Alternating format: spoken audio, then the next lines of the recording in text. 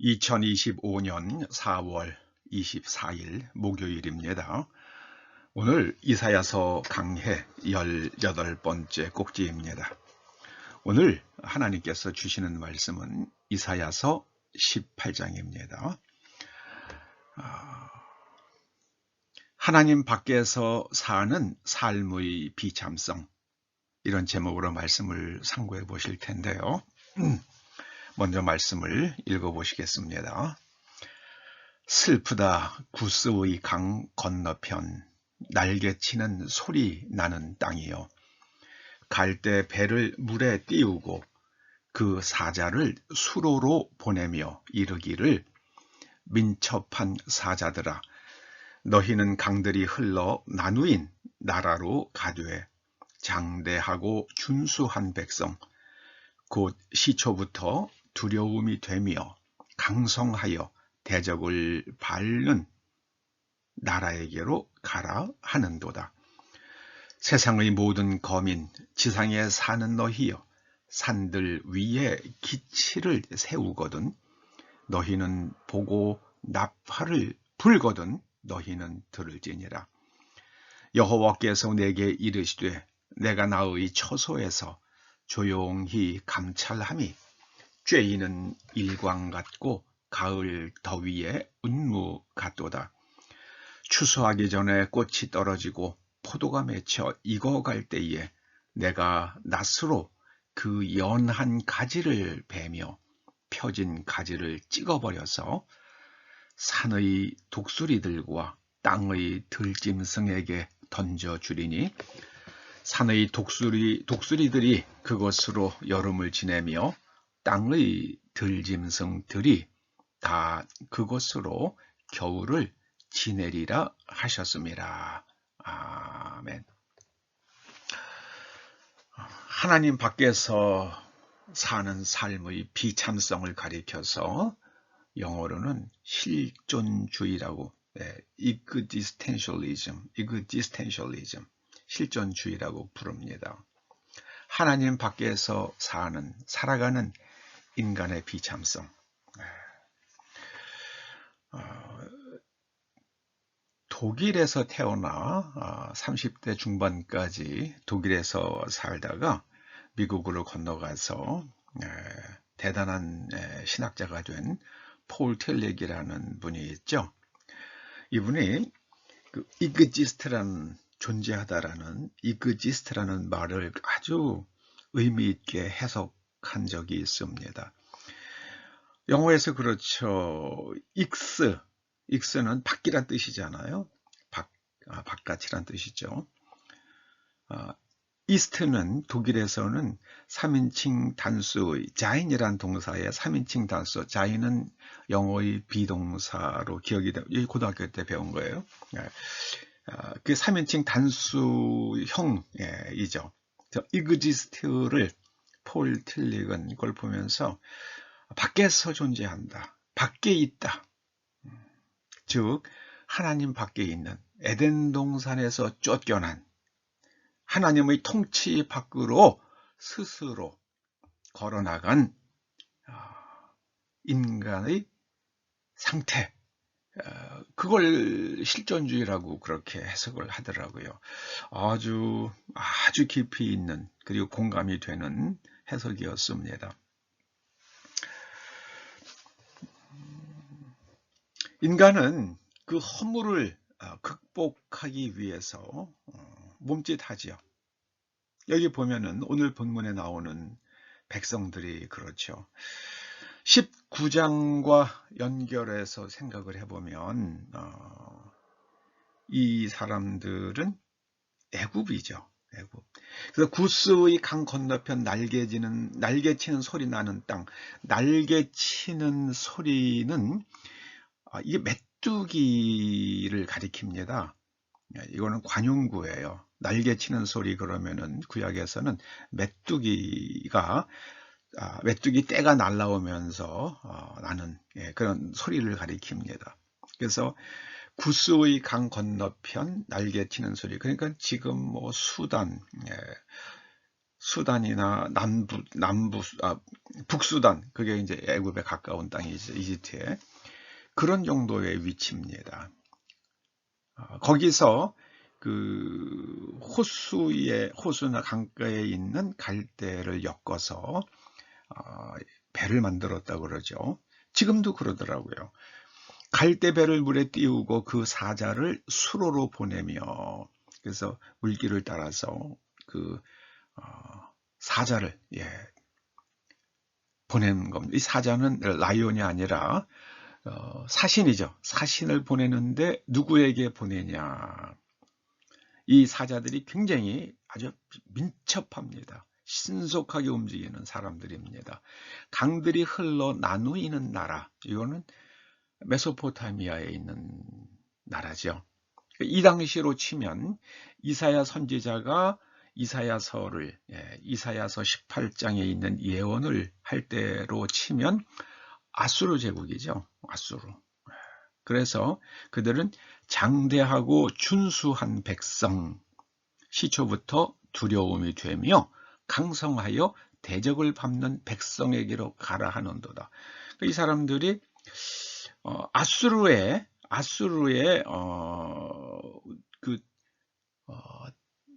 군사적 도움을 요청하는 사신을 보내는 게 아닌가. 그래서 이거는 어쩌면 그 애굽의 남쪽, 나일강으로 치면 애굽보다는 상류가 되겠죠. 거기에 사는 사람들이 애굽을 공격해 달라고 아수르의 사신을 보내는 건가? 그렇게 한번 생각해 볼 수도 있겠습니다. 그런데 이사야 선지자는 이 세상에 거하는 모든 사람들아, 너희는 산들 위에 기치를 세우거든 너희는 보고, 그러니까 산들 위에 기치를 세운다는 것은 정복한 거죠. 나팔을 불거든 너희는 들을지어다. 공격 나팔 또는 승리의 나팔이겠죠. 여호와께서 이르시되 내가 나의 처소에서 조용히 감찰함이 쬐이는 일광 같고 가을 더위의 운무 같도다. 하나님께서 침묵하시는 것 같지만 하나님께서는 세상을 경영하신다, 그 말씀입니다. 인간의 노력으로 혹은 하나님의 역사하심으로 하나님께서 사람을 통해서 누구에게 승리를 안겨주시기도 하고 어느 나라를 없애기도 하시고 그러십니다. 저는 한국이 이렇게 경제적으로 아주 급성장하게 된 것은 1990년 전후부터 시작된 미국의 아주 찐득한 중국 사랑 덕분이죠. 그때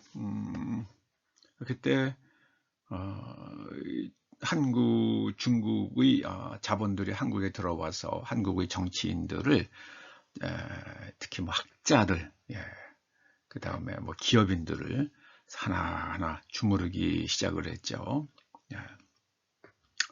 덕분에 미국이 그렇게 중국을 찐득하게 사랑해 주니까 덕분에 우리도 중국과 짝짝꿍하면서 중국의 물건을 미국에 팔기 위해서 한국에서 원부자재를 사가고 기계를 사가고 그러는 바람에 우리나라가 무역 수출 수입을 합쳐서 1조 달러가 넘는 그런 세계 손가락에 꼽는 그런 무역 대국이 됐죠.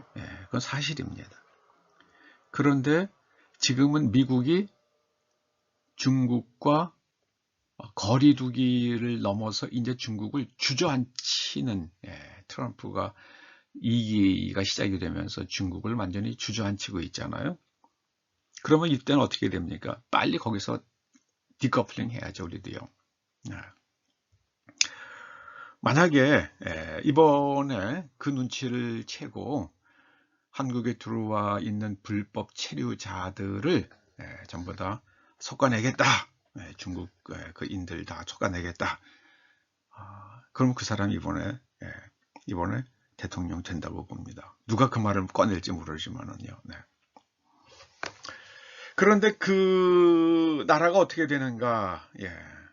그 갈대별을 물에 띄우고 이게 만약에 그 애굽의 남쪽에 있는 어떤 또 하나의 그 나라라고 한다면은 아수르에게 애굽을 공격해 달라고, 애굽을 공격하라고 그렇게 애굽의 약점을 들어서 그렇게 만약에 사신을 보낸 것이라고 그러면, 예, 그런데 그렇게 하는 그 땅 백성들은 추수하기 전에 꽃이 떨어지고 포도가 맺혀 익어갈 때에 내가 낫으로 구현한 가지를 베며 펴진 가지를 찍어버려서 이건 그런데 독수리들과 땅의 들짐승은 포도를 안 먹잖아요. 예. 산의 독수리들이 포도를 안 먹잖아요. 근데 산의 독수리들과 땅의 들짐승이 그곳으로 여름을 지내며 땅의 들짐승들이 그곳으로 겨울을 지내리라. 이거는요, 꽃이 떨어진다는 거는 사람이 장성하기 전에 젊어서 어린 청소년들, 어린아이들이 죽는 겁니다. 청년들이 죽는 거예요. 그러니까 그 어린아이들, 청년들이 죽으면 그 나라는 미래가 없죠. 미래가 없습니다.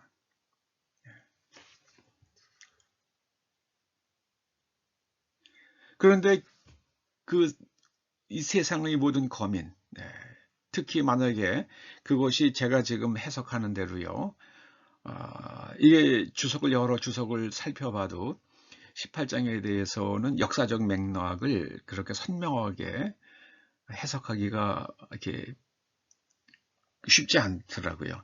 그래서 저는 이걸 그렇게 해석을 합니다. 그 다음에는 19장에 가면은 이제 애굽에 대한 하나님의 국제지정학적 심판이 나오죠. 그래서 우리는 이 대한민국 땅 사람들은요, 우리가 하나님께서 이 땅에 살게 해주셨는데 여기는 지하 자원도 부족하고요. 거의 뭐 없죠. 에너지도 없고요. 그런데 우리는 열심히 일하는 수밖에 없습니다. 제가 젊어서 직장일로 여기저기를 이제 해외 출장을 다니면서 깨달은 게요. 우리나라는 뭐 죽어라 공부하는 것밖에는 답이 없는 나라구나. 죽어라 공부한 덕분에, 죽어라 일한 덕분에 우리가 지금 기술 발전이 꽤 이루어지게 됐잖아요. 그래서 뭐 52시간 뭐 넘으면은 처벌한다, 벌 준다, 뭐 이렇게 하니까는 그거는요, 중국 사람들이 굉장히 즐거워할 일이죠. 그래, 너희들 일주일에 52시간만 일해. 우리는 더 많이 일해가지고 한국을 따라잡을 거야. 뭐 52시간 이내에서 그렇게 가정도 중시합시다. 그걸 갖다가 이렇게 권고사항으로 사회 분위기로 이끌어 가야죠. 그걸 갖다가 무슨 뭐 처벌하고 벌 주고 벌금 때리고 무슨 뭐 형사 처벌하고 이건 안 되죠. 만약에 연구를 하고 싶어도 연구를 못하게 만들잖아요. 왜요?